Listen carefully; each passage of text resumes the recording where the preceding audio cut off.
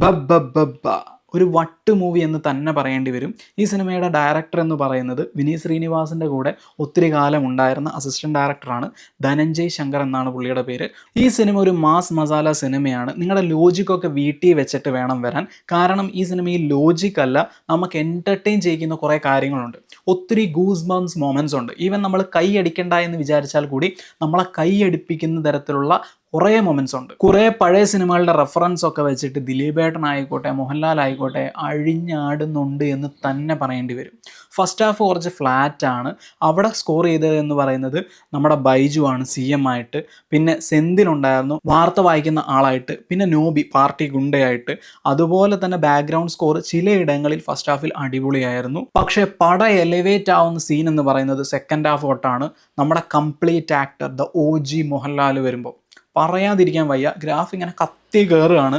മോഹൻലാലിൻ്റെ എൻട്രി തൊട്ട് ഒരു 5 മിനിറ്റ് നിർത്താതെ കയ്യടിയാണ് എന്ന് പറയേണ്ടി വരും. ഇതും കൂടാതെ ധ്യാൻ ശ്രീനിവാസനായിക്കോട്ടെ, വിനീത് ശ്രീനിവാസനായിക്കോട്ടെ ഒരേ സ്ക്രീനിൽ വരുന്ന ഒരു സമയമുണ്ട്.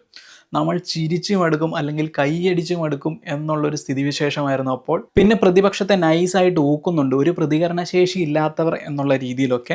ഈ സിനിമയുടെ പ്രധാന പ്രശ്നം എന്ന് പറയുന്നത് ഫസ്റ്റ് ഹാഫിൽ കുറച്ച് പഴഞ്ചൻ പരിപാടികളൊക്കെ ചെയ്തു വെച്ചിട്ടുണ്ട്. പിന്നെ പുള്ളിയുടെ ഫസ്റ്റ് ഡയറക്ടോറിയൽ സിനിമയാണ്, മേ ബി അതുകൊണ്ടായിരിക്കാം അതൊക്കെ ഒഴിവാക്കാമായിരുന്നു എന്ന് തോന്നി.